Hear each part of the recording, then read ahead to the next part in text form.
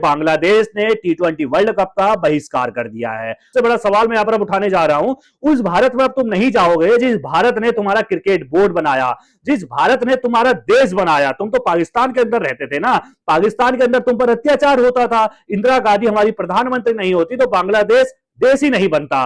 पाकिस्तान को हमने तोड़ा, दो टुकड़ों में तोड़कर एक पाकिस्तान बनाया, एक बांग्लादेश बनाया 1971 में। अगर भाई इंदिरा गांधी प्रधानमंत्री ये काम नहीं करती तो तुम अभी पाकिस्तान के अंदर ही सड़गल रहे होते। तुम पर जिस तरीके से अत्याचार हो रहा था वो होते रहता।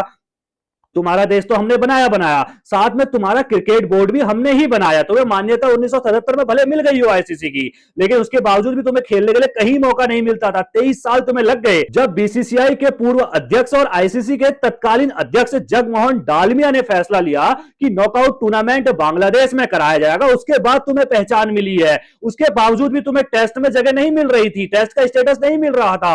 इसके लिए लगातार ऑस्ट्रेलिया और इंग्लैंड विरोध कर रही थी, लेकिन भारत ने तुम्हारा समर्थन किया। तुम्हारे समर्थन में पाकिस्तान और श्रीलंका जरूर था, लेकिन अगर भारत समर्थन नहीं करता तो तुम्हें टेस्ट का स्टेटस ही नहीं मिलता। सन 2000 में तुमने अपना पहला डेब्यू टेस्ट भारत के साथ खेला। भारत की जो है पूरी कोशिशों के बाद तुम्हें जो है पूरी तरीके से तुम्हारा क्रिकेट बोर्ड बना, तुम्हें क्रिकेट खेलने का मौका मिला, दुनिया में तुम्हें क्रिकेट में जो है पहचान मिली। और आज उसी भारत को तुम आग दिखा रहे हो और उसी भारत से तुम कह रहे हो कि तुम्हारे वहां हम सुरक्षित नहीं है। जिसने तुम्हारा देश बनाया, जिसने तुम्हारा क्रिकेट बोर्ड बनाया, वहां तुम खेलने से मना कर रहे हो। इससे तुम्हारा घाटा है, क्योंकि बीसीसीआई सिर्फ तुम्हारा नहीं, पाकिस्तान का भी नहीं, श्रीलंका का भी नहीं, पूरी दुनिया का जो है ना वो सबसे बड़ा क्रिकेट बोर्ड है। यानी कि भारत जो है पूरी दुनिया का सबसे बड़ा क्रिकेट बोर्ड है, क्योंकि भारत की जनसंख्या पूरी दुनिया में सबसे अधिक है। हम चीन को भी पछाड़ चुके हैं। सबसे अधिक जनसंख्या भारत में, सबसे अधिक युवा भारत में है। अगर भारतीय क्रिकेट देखना छोड़ दें तो भाई क्रिकेट में कोई इंटरेस्ट ही नहीं लेगा, क्योंकि दुनिया के कई देशों में फुटबॉल देखा जाता है, क्रिकेट तो देखा ही नहीं जाता।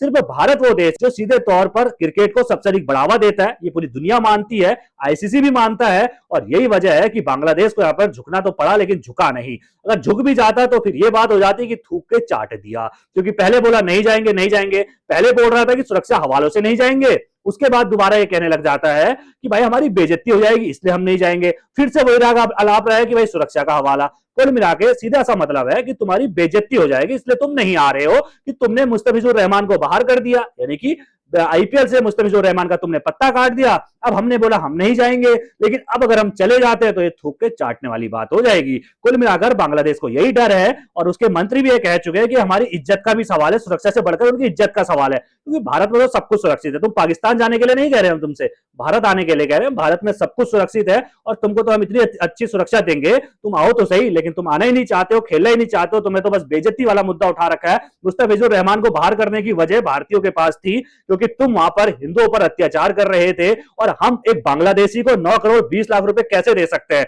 वो बांग्लादेशी ना हिंदुओं के खिलाफ बोल रहा है, ना हिंदुओं के समर्थन में बोल रहा है। खिलाफ तो वैसे भी नहीं बोल सकता, उसकी हिम्मत नहीं है, लेकिन समर्थन में तो बोलना चाहिए, लेकिन समर्थन में भी बोलता नहीं है। हम उसको 9 करोड़ 20 लाख कैसे दे दे। हमारे हिंदू संगठनों ने सही मांग की, मुस्तफिजुर रहमान को बाहर करके सही किया, लेकिन तुम्हें नहीं खेलना है, इससे तुम्हारा घाटा है, हमारा कुछ नहीं जाता है। बाकी आपकी क्या राय है, अपनी राय कमेंट में रखना बिल्कुल ना भूलिएगा। धन्यवाद।